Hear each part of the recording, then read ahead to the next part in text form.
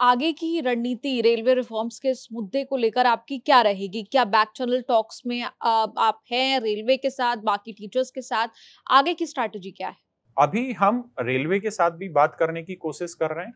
कुछ हद तक शायद हम आगे बढ़े भी हैं उसमें, हम उन तक पहुंचे भी हैं, हमने अपनी आवाज पहुंचाई भी है, लेकिन अभी उसमें शायद कोई आउटकम आना बाकी है और बहुत जल्द शायद वो आउटकम हमें मिल जाए कि हमारी मुलाकात रेल मिनिस्टर से भी हो पाए। दूसरी चीज ये है कि हम टीचर्स में आपस में इस चीज को लेकर डिस्कशन कर रहे हैं, लेकिन हो क्या रहा है कि रेलवे बहुत जल्दी जल्दी से क्या कर रहा है कि एग्जाम कंडक्ट कराने के लिए नोटिफिकेशन इश्यू कर दे रहा है। दिक्कत वहां आके फिर से वही फंसती कि आपने साइको का जो टेस्ट है, आज जो एएलपी साइको का टेस्ट है, आपने 15 दिन का टाइम दिया बच्चों को और 15 दिन के अंदर आपने एग्जाम कंडक्ट करा लिया। लेकिन आज जब एग्जाम था तो वो एग्जाम आपको ने हालात देखी, मैंने आपको वीडियो भी दिखाई कि क्या हालात हो रही है बच्चों के साथ। तो हो क्या रहा है कि हम थोड़ा सा आगे बढ़ते हैं, लेकिन फिर नाउम्मीद हो जाते हैं कि इनसे अगर हम टाइमली एग्जाम कंडक्ट करवा भी लें तो भी इनसे प्रॉपरली एग्जाम तो कंडक्ट होना नहीं है। और शायद मुझे लगता है कि इसमें किसी बड़े आंदोलन की जरूरत है। अभी तो हम कदम जरूर धीरे धीरे ऑनलाइन ही बढ़ा रहे हैं, लेकिन मुझे लगता है एक वक्त के बाद हमें शायद अपनी आवाज को दूसरे तरीके से उठाना पड़ेगा रेलवे के आगे। जी। आंदोलन से जुड़े मेरे 1-2 सवाल ये हैं। पहला सवाल ये कि जो सोशल मीडिया पे हमें ट्रेंड दिखाई देते हैं, देखा कि रेलवे रिफॉर्म्स का ट्रेंड कैसे नंबर 1 पर आ गया, कैसे ट्रेंड जो है वो डिसाइड होते हैं, क्या नाम दिया जाना चाहिए और ये नंबर 1 पे कैसे देखिए, पहुंच जाते हैं? एक पहली चीज तो ये कि नंबर ऑफ स्टूडेंट बहुत सारे हैं। अगर ये ट्विटर वाला गेम नहीं होता कि ट्विटर पे ट्रेंडिंग कराने की जगह अगर ये यूट्यूब पे कुछ कराना होता, तो हमारे बच्चे इसमें 1-1, 2-2 करोड़ भी पार्टिसिपेट करते हैं। लेकिन ट्विटर एक ऐसा माध्यम है जिसका स्टूडेंट लाइफ में यूज नहीं होता। कोई भी एक ऐसी चीज नहीं है जिसके थ्रू बच्चा ट्विटर से कुछ सीख पाए या उसके काम की कोई चीज हो। तो नंबर ऑफ स्टूडेंट बहुत ज्यादा होता है। वो पहली बार ट्विटर पे कुछ एक्टिविटी करने के लिए ट्विटर डाउनलोड करता है, बहुत बच्चों को उसमें दिक्कत भी आती है। दूसरी चीज ये कि हम ट्रेंड क्या कराने जा रहे हैं वो बहुत कुछ मुद्दे पे डिपेंड करता है और बहुत कुछ स्टूडेंट्स की मांग पर डिपेंड करता है।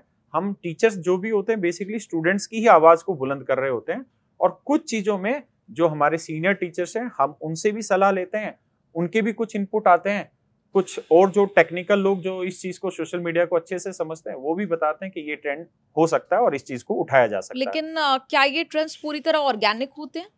पूरी तरह ऑर्गेनिक होता है। कारण क्या है कि नंबर ऑफ स्टूडेंट देखिए आप कितने हैं, और अगर मेरे घर की रोजी रोटी पिछले 5-6 साल से तैयारी करके इस उम्मीद में बैठी है कि मैं रेलवे के एग्जाम में सेलेक्ट होऊंगा, तो वो बच्चा क्यों नहीं अपनी आवाज उठाएगा?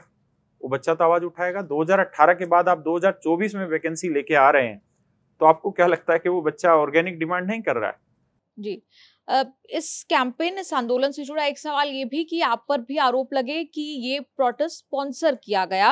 आपने जब इन आरोपों के बारे में सुना तो आपने अपनी स्क्रीन को ब्लैकआउट कर लिया, उसके बाद आपने वीडियो जारी की और आपने कहा कि कई टीचर्स ही ऐसा कह रहे हैं कि राकेश यादव सर अपना चेहरा चमकाने की कोशिश कर रहे हैं। हमारा सवाल भी आपसे यही, क्या राकेश यादव सर अपना चेहरा चमकाने की कोशिश कर रहे हैं? नहीं, अगर अच्छे चीज में कोई चेहरा चमकाता है तो वो बुरी बात नहीं है, पहली चीज। दूसरी बात ये है कि मेरे हम जिस ऐप पर पढ़ाते हैं, कैरियर ऐप, उस पर लगभग 1,40,00,000 बच्चा है जिन्होंने उस ऐप को डाउनलोड किया हुआ है। तो मुझे लगता है कि जितने भी पढ़ने वाले बच्चे हैं जो तैयारी करते हैं उन तक हम ऑलरेडी पहुंचे हुए हैं, तो मुझे वैसे जरूरत नहीं है। मेरा खुद का जो पर्सनल यूट्यूब चैनल है उस पर 60 लाख से ज्यादा बच्चे जुड़े हुए हैं, तो मुझे नहीं लगता कि हमें उन चीजों की जरूरत होगी। लेकिन होता क्या है कि जब आप एक समूह के साथ आगे चलते हैं तो उसमें कुछ लोग ऐसे भी होते हैं जो थोड़ा सा उल्टा सोचते हैं और कुछ लोग ऐसे भी होते हैं जो निस्वार्थ होकर आपके साथ लगे रहते हैं, बच्चों के साथ लगे रहते हैं। तो ये चीजें आती रहती हैं, तो फिर हम उनको सिग्निफिकेंटली किसी तरीके से जवाब दे भी देते हैं ताकि वो कुछ पॉजिटिव उस चीज पर आए और बच्चों के भले के लिए काम करें।